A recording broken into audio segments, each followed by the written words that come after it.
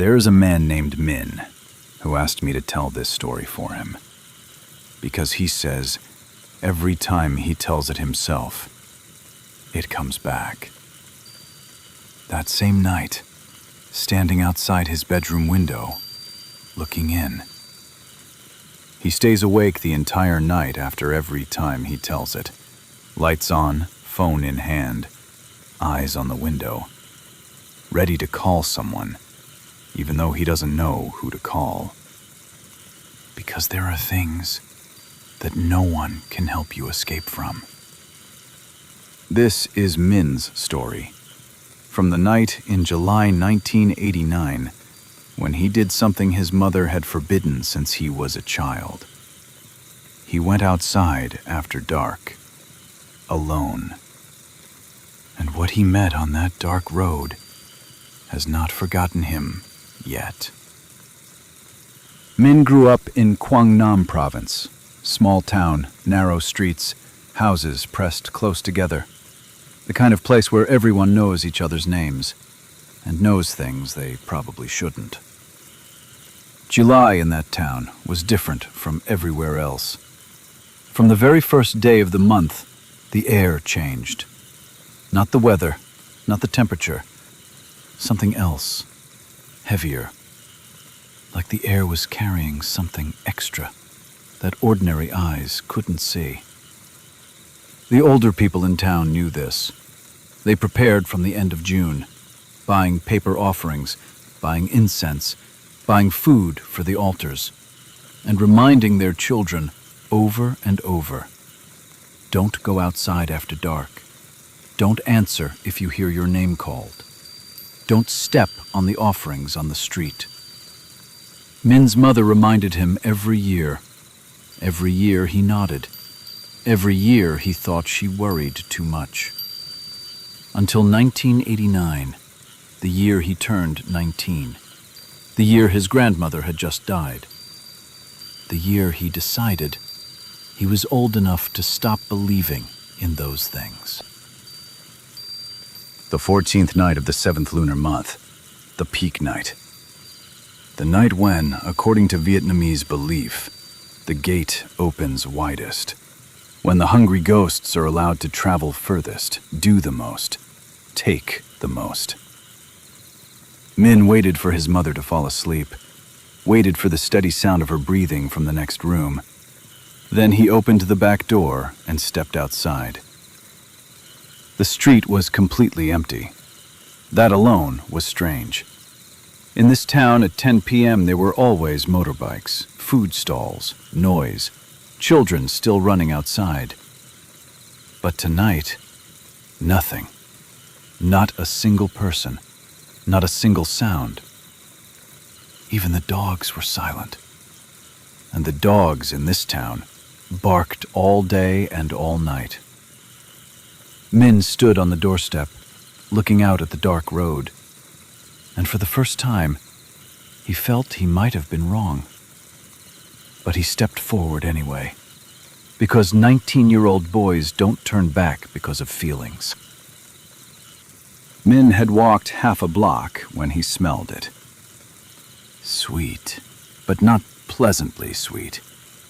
Sweet like flowers left in water too long, like offerings beginning to rot, like something trying to smell alive, but not quite managing it. The smell wasn't coming from any specific place. It was everywhere. In the air, in every breath Minh took. He stopped walking, looked around, and saw the offerings. Lining both sides of the road, every few meters, a set of offerings. Bowls of rice, cups of water, fruit, paper money burning with small orange flames. So many sets. More than Minh had ever seen in one place.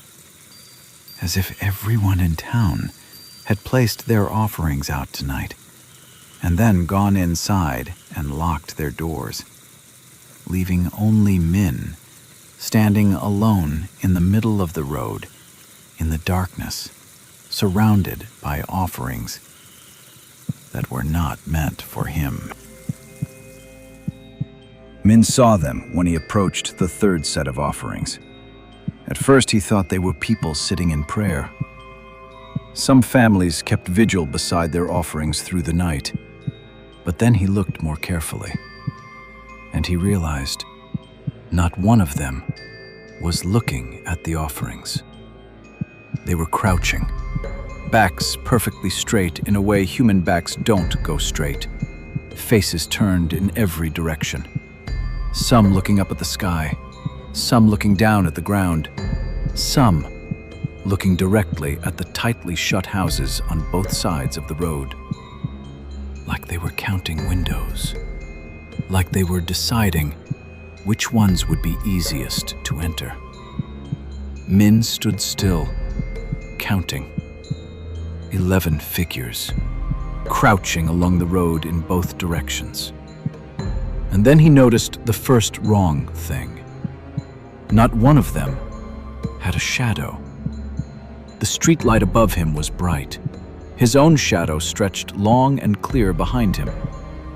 But those 11 figures sat under the light as if it passed straight through them, as if they weren't solid enough to block it. The closest one was a woman, or something shaped like a woman. Long black hair, white clothing, sitting with her back to him. Minh exhaled slightly. At least she wasn't looking at him. Then she turned around. Not slowly, not gradually. Her head snapped toward Minh in a single movement. Too fast, too sudden, like a clock hand jumping instead of sweeping.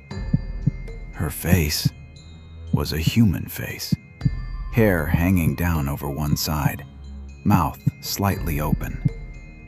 But her eyes were completely white, no pupils, no iris, just white. White and wet, like a dead fish's eyes, like something that had been underwater for too long, and the water had drained away but left its mark behind. She looked directly at Minh, not the way a person looks at a person, the way something looks at something that it wants. Then she opened her mouth wider and began moving her lips. No sound, complete silence. But the movement was clear, repeating the same shape, the same word, over and over. Minh could read it. She was saying his name. Minh. Minh. Minh. White lips in the darkness, calling his name. No sound, no need for sound, because Minh heard it, not with his ears, but with something deeper than ears, something in his chest that began to tighten. Minh ran, no thought, no looking back. His legs moved before his brain gave the order. He heard, or thought he heard, movement behind him. Not footsteps, not running, sliding, like something moving without touching the ground. He didn't look back. His mother said never look back. If you look back, you acknowledge it. And something that hasn't been acknowledged doesn't have full claim over you yet. Minh reached the house, shoved the door open, went inside, slammed it shut, and stood in the dark interior, breathing hard, listening. Nothing outside, no sounds, no knocking, just silence. Then his mother turned on the light. She was standing in the doorway of her room, looking at Minh, looking at the state of him. And she didn't ask any questions. She just went to get a handful of ash, drew a long line across the threshold, then went to the kitchen to boil water. They sat drinking tea until morning. Minh's mother told him things she had never told him before, about her own grandmother, who had encountered Ko Hon in 1945, the year of the famine, the year so many people died that the hungry ghosts walked the streets in crowds, no longer enough space for all of them to stand separately. "The hungry ghosts are not evil," Min's mother said. "They are just hungry, just lonely, just want to be remembered." "But the one I saw," Min said, "she called my name." His mother looked at him for a long moment. "If it knows your name, it will come back every 7th month until you give it something, or it takes something from you." "What does it want to take?" His mother looked out the window. Dawn was just beginning. "Warmth," she said quietly. "Breath, a heartbeat, the feeling of being alive. Things that the dead can no longer have." 3 days later, Min's father got sick. Suddenly, no reason. He woke up that morning unable to speak, unable to lift his right arm, unable to recognize his wife's face, unable to remember his son's name. The hospital said stroke, but the doctors couldn't explain why a perfectly healthy 50-year-old man would have a stroke in his sleep. No history of heart disease, no high blood pressure. Nothing. Min's mother didn't cry. She went home, bought paper offerings, more than usual, burned them every evening, didn't say any names, just burned, and stood before the fire, whispering things Min couldn't hear, speaking into the smoke. On the 7th night, Min's father sat up, asked for breakfast. Normal voice, right arm moving perfectly. Remembered his wife's name. Remembered his son's name. Remembered everything. The doctors called it a miraculous recovery. Never seen a case like it. Min's mother said nothing to the doctors. But that night, she burned offerings one final time, more than ever before. And Min saw, in the firelight, his mother's shadow on the wall. And beside it, another shadow, smaller, thinner, with long hair, standing next to his mother, watching the fire burn. Then gone. Min asked an old woman in the neighborhood about the wide-eyed figure. Described every detail. Long black hair, white clothing, eyes with no pupils. Standing on the road on the 14th night.